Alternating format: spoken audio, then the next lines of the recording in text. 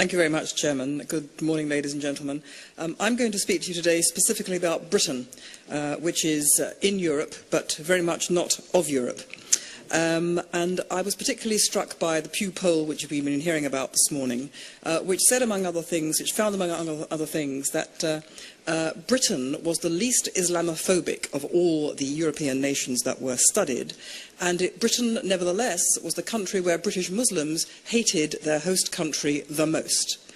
And I don't think that this is a coincidence. I think these two things are intimately connected. And I think what we're looking at is an interface between the encroachment of militant Islamism in Britain with what I would consider should be called Britain's cultural lobotomy. I'm going to ask the question rhetorically, what do Britons believe? And I will answer it that Britons believe now nothing and everything, thus proving Chesterton's famous dictum that when a man stops believing in God, he will believe in anything. In Britain, most do profess Christianity, as we've heard. Most do profess a belief in God. Nevertheless, the real religion is individualism. Nevertheless, again, there is, as we've just seen, a great desire for spirituality. And what's then therefore happened is that people have gone for spirituality without the church, without organised religion, and without the inconvenience of the moral codes that organised religion has thrown up. Morality has been privatised. What is right as a doctrine has given way to what is right for me, which is the basis of the moral and cultural relativism we've been hearing about, which involves, as you know, no judgment to be permitted of different people's lifestyles. It involves the development of multiculturalism and victim culture based on the doctrine that the values of the majority are by definition illegitimate because they exclude the minorities. There is, under this doctrine, no objective truth. Everything is a matter of opinion because my values are the equal of your values and therefore it is merely my opinion versus your opinion. There is no objectivity, there is no truth. This has given rise to a moral and social anarchy in which we in Britain are rapidly retreating to a pre-modern age of irrationality, having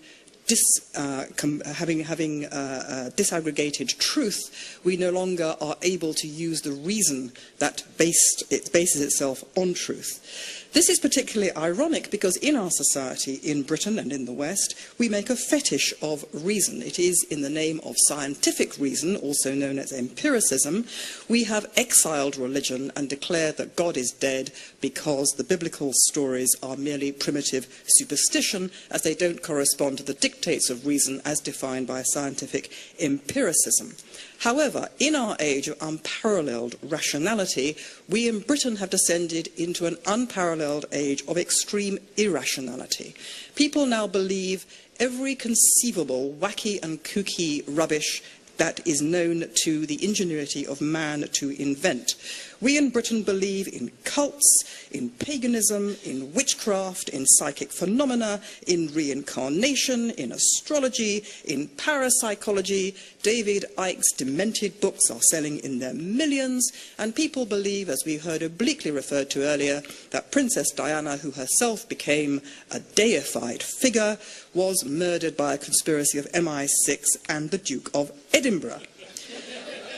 Now, this complete disintegration of rationality, belief, cultural identity, morality, spirituality and religion has created a cultural vacuum into which the Islamists, who are certainly not stupid, have recognised this is their opportunity. And Britain, having led the way out of rationality, is their principal target and their principal recruiting ground. The Islamists believe the cultural weakness of Europe, embodied particularly in Britain, and have moved to fill the vacuum. And they've done this in a number of ways. First of all, they are terrorising the population through terror.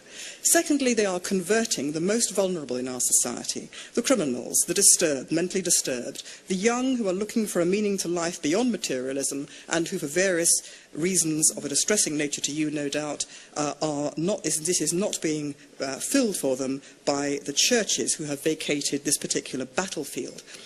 The Islamists are also exploiting our victim culture, which has arisen out of our doctrine of multiculturalism, to claim that in the interests of equality, they must have preferential treatment in the public square, backed up by the threat of terrorism. The intellectual elite in Britain has fallen for this hook, line and sinker, unlike the public, who most certainly have not. But our intellectual, political and, I'm afraid, security establishment in large measure is saying, instead of saying that Muslims in Britain must be treated on the principle of equality like any other minority, they have allowed and indeed condoned and encouraged the steady encroachment of Islam into the public sphere. So we now have earnest discussions by our most senior lawyers of the extent to which Islamic law can and should be permitted to encroach into the field of the English common law, although the principles of Islamic law are inimical to the English law and to the canons of Western society and British society. We have the famous lecture by the Archbishop of Canterbury in which he said that we should not be at all concerned or frightened about Sharia law, and that it was entirely proper for British Muslims to have recourse to Sharia family law alongside British English common law. He was somewhat surprised by the reaction that he provoked, which was, to put it mildly, explosive, although not in a literal sense. But what he didn't understand was that what he was so confidently saying we should have no fear of as a hypothetical enticement for the future was already happening in spades. In Britain, we now have the steady development of Muslim enclaves which are governed informally by a parallel jurisdiction of Sharia law, a kind of embryonic state within a state. We already turn an official blind eye to such things as cousin marriage, genital mutilation of women, honour violence and polygamy. Indeed, we are now, as a state, encouraging and condoning polygamy because we are now giving welfare benefits to the multiple wives of Muslim men. Our Prime Minister has said that London should become the global centre of Sharia finance. This is absolutely catastrophic. People in government and in the city can only see one thing: the signs of pound sterling dancing before their fevered eyes, and there will be trillions of pounds involved in Sharia finance, and a lot of people will make a lot of money from it. What they don't understand is that this will institutionalise Islamism in Britain. For a start, it has come as an unwelcome shock to some of our banks to find that on their Sharia boards, advising them about their Sharia finance arrangements, sit people who are not wholly unassociated with Islamic terrorism and with Al-Qaeda. And this whole thing is based on a bogus argument about interest, on the basis that Sharia prohibits interest. It doesn't. Sharia, as I understand it, permits interest in, would you believe, Saudi Arabia. What Islam prohibits, as I understand it, is not interest but usury. The fiction that Sharia prohibits interest has been invented in order to Islamise the British public space.